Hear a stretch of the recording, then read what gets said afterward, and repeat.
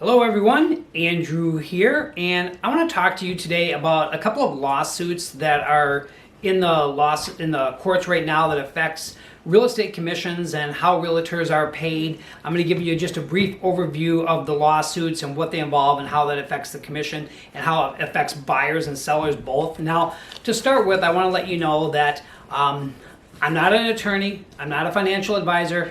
I'm a real estate agent. I am a member of the National Associations of Realtors, so I am a realtor. I work in Wisconsin, so I'm going to be referring to like listing contracts and brokers agency agreements, and I'm going to go by the experience that I have, which is in the state of Wisconsin where I'm a listed broker at. So just want to let you know that. Again, not legal advice here, not financial advice. I'm a real estate agent, also a realtor.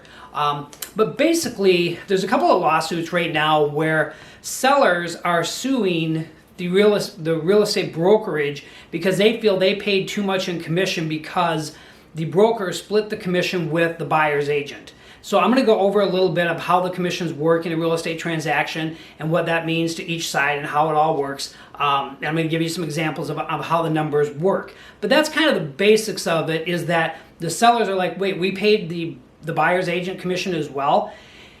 And yes, they did, but the lawsuit says basically that realtors are overcharging consumers and artificially and manipulating the market by working with cooperating brokers, which, it's really the exact opposite of that. It actually brings more competition into the market, and it's actually a benefit to everyone. That's why when I refer to the MLS, which is called the Multiple Listing Service, which allows us to, as a broker, sell our listings to other people that have a real estate license, not only the ones, either myself or someone in my office selling that.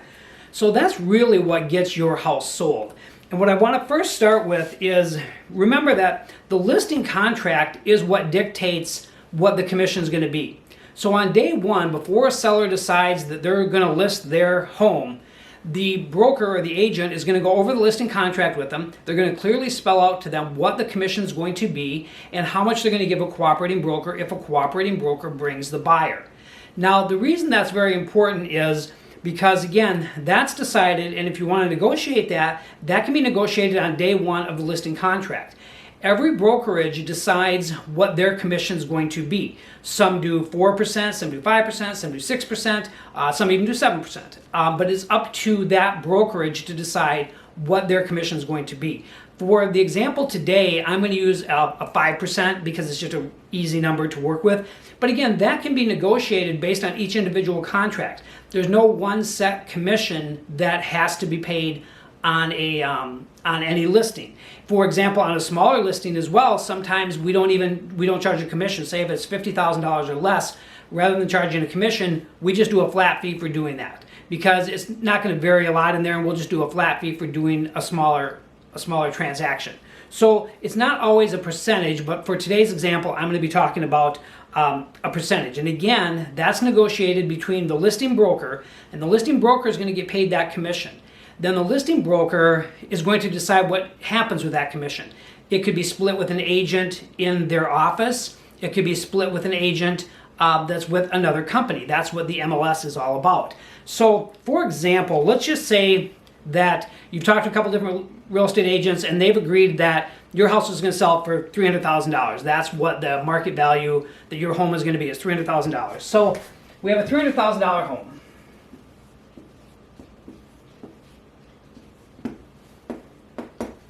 Okay, so if there's a 5% commission on that, right, there's going to be $15,000 in commission. Now, what I do when I'm talking to a potential seller is I let them know approximately what their net proceeds are going to be, because you also have to figure in how much taxes are going to be paid, what's for your property taxes are going to be given as a credit. There's also title insurance. In Wisconsin, we use title insurance, and the seller pays for that title insurance to assure there's a clean title. So there's going to be closing costs involved. But at the end of the day, I can give my seller a pretty good approximation on what their net proceeds are going to be. So before we've even listed, I've told them if I sell this house for $300,000, there's going to be a $15,000 commission that's paid on it. We've agreed that that's fair. Now what happens now is if I sell this house myself now that, or the brokerage sells this house, that $15,000 stays over here. I'm going to just say broker A and broker B. They're going to keep that $15,000. That might be divided between an agent in the office, or maybe an agent split. It might be the broker himself that sold it. But that $15,000 that we already agreed is going to be the commission is going to stay with broker A. Now, let's say that we've told the seller we're going to do a 50-50 split with another company that might bring the buyer to it. Now, some companies are doing a 60-40 split. They do a 60-40 split because they figure they're spending more money on marketing and they're keeping 60% and they're giving 40% to another company. That's a whole nother video. My particular company, the way our brokerage works is I do a 50-50 split with a cooperating broker. So what that means is now I'm going to divide this in half, and now there's broker B is going to get $7,500. And broker A is going to get $7,500, okay? The total commission paid is still $15,000. They're not paying more. They've paid broker A $15,000. Broker A has decided how they're going to split that commission. So I'm really confused why there's even a lawsuit about this, because on day one, the seller already knows this is the amount of the commission. Regardless of who is selling the property, this is the amount of commission they've agreed to pay. So it's not like they're going to pay a different commission based on who's selling it. They're paying this amount. Now, of that, also remember the $7,500, this might go get split again. So the agent themselves, like especially over here in broker B, the agent themselves might only be getting half of that. They might be getting, $3,750 for the agent that sold it, okay? Now, here's the situation though. We've decided as an MLS and the Realtors Association that we're going to split our commissions with other brokerages. That gives the seller a huge pool of agents that are going to come and show their home. That's how it works. That's how we get all the people to come to bring your offers. If we were limited to only the people that have called my office as a buyer and we were limited to sell it to them, there's going to be far less people looking to buy your home, and the chances of getting that asking price are going to be less. So that's number one, okay? The second part of it is simply this. If you have a buyer's agency agreement and you said, I'm going to get 2.5% from the buyer in order to show them homes and sell them home, and they've agreed to that, they said, okay, if it's a $300,000 home, I'm going to pay you $7,500 to do that. Well, the lender, especially if there's lender involved, the lender's not going to pay the extra amount of it. They're only going to pay what you've offering for that home. So what's going to happen then is if you've got to come up with $7,500 on the buyer side of it, you're going to now offer that seller, you're only going to offer them $292,500. Okay, sorry, my printing's not really good here. But you're now going to offer them $292,500 because you have to come up with this $7,500 and to get to that. So we're going to only offer them $292,000. We're not going to offer the $300,000 anymore. So at the end of the day, your net's going to be about the same, because if you offer for $300,000 and you pay $15,000 in commission, you get $285,000. Okay. Now, if you're only paying one side of that commission because you only feel you should be paying the broker side of it, they're going to offer less because they have to pay this. They have to pay that commission because on the buyer side of it, that broker's not going to work for free. They have to earn their commission as well, and they're going to earn that commission through that $7,500 getting it from the buyer then. So now that $285,000 is what you're going to net with, and your closing costs, but I'm not putting them in there right now. But by paying that $15,000 commission, you're going to get this. If you have to take that out and they offer this, you're still walking away with $285,000. Okay? Plus your closing cost. That's what's going to happen. Again, they're not going to, the buyer side of it, they're not just going to work for free. And I think there's a misconception. Yes, buyer's agency, now the buyer's now a client of that agent, and they owe fiduciary duties to that client. And also the broker owes fiduciary duties to the seller. But at the end of the day, everyone's goal is to get the house sold. because we're not really working against each other. I think too often sellers think, well, if they have an agent, that agent is working against me, and you're working for me and they're working against me, and why am I paying them because they're working against me? But that's not the goal. The goal is to get the house sold. So when I talk with someone, the very first thing, day one, let's say I've talked to a person and I said, look, I'm going to list your house for $300,000. And I'm going to try to get as close to that $300,000 as I can get. Hopefully we get a full price offer. Maybe we get multiple offers and we get over that amount. But I'm going to get as close to that price as I can get. And then I'm going to charge a 5% commission. It's going to be $15,000. And I'm going to take that commission. And if another agent from another company brings a buyer to it, I'm going to split it with them. So you didn't really pay that buyer's agency fee. What you did is you paid broker A, this broker here, you paid him $15,000 in commission. He has now decided how that commission is going to get split up.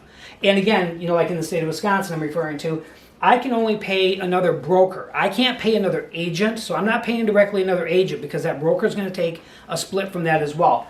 But it's really a pretty simple process.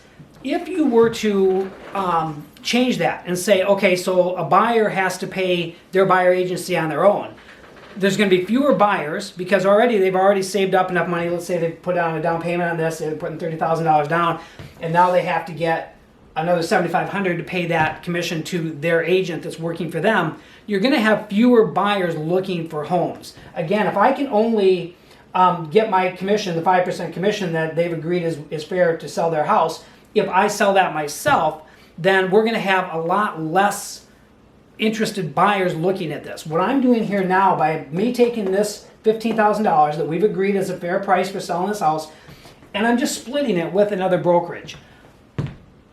You're not paying them directly. I'm deciding, this broker here is deciding. And again, not all brokers split 50-50. Some do 60-40. Some keep $9,000 for themselves and they get $7,000 over here. That's a completely different video because I don't really think that's a fair way to do it, but that's what some of them do. But at the end of the day, you're paying 5% commission, and the problem that I have with this lawsuit is that sellers are now saying, well, wait a second, I didn't want to pay that fee. But that was decided in the listing contract. On the day of the listing contract, especially in the state of Wisconsin, I'm not speaking for everyone, but I think most states are similar, but in the state of Wisconsin, it clearly states commission is going to be what that commission is going to be. And then it says, if a cooperating broker brings a buyer, or a buyer's agent, I'm going to offer them this amount to them. So you've agreed to that on day one. You've said, look, I'm agreeing on my $300,000 home that I'm going to pay a 5% commission. Now, if another agent brings it here, broker A again is splitting that commission with them. But you're still paying broker A $15,000. What happens to this really, in a lack of a better way of saying it, doesn't really make a difference in the sale of the home because you're just paying a 5% commission to broker A. Broker A is then deciding, is it split amongst the agents in the office? Is it split amongst the another broker that brought it over here? How that is going to go. So that's up to them. Now again, remember, this is not legal advice. This is my experience as being a real estate agent. And I don't understand where that comes in, where someone would say after the fact, well, wait a second, I'm not paying the buyer's agent. But you did agree to pay that buyer's agent on day one. And what would happen if you didn't? It's just very simple. If you didn't agree to pay it, okay, that's perfectly fine. I only want to do 2.5% commission to this side over here. This side over here is on their own, however they want to do it. Again, it's just natural. They're going to have to get this money somewhere. So they're just not going to offer this price that they were going to offer on the home. It's pretty simple. So I hope that helps. If you like this information, please like, comment, subscribe, comment down below what your thoughts are on this. I know it's a pretty controversial subject right now because a lot of people feel, again, that it's not fair that that's how it's being done. But again, it's all negotiated in your listing contract before the home ever goes on the market. I don't think you can say after your home's on the market, well, wait a second, this is the commission I'm going to pay now. Because, at this point, I've already done all my marketing and everything else. Again, that's a completely different video. But at the end of the day, you're paying the broker 5% commission. That broker is going to decide what happens to that commission. I don't see any problem with if they're offering that to another broker because they're the ones that brought the buyer to that. I don't see whether that's a conflict of interest. I don't see how it is artificially manipulating the market, as the lawsuit says. I don't see where that comes in. If you see where that comes in, feel free to comment down below and explain to me how that comes in. But that's how I feel about it. Thanks for watching.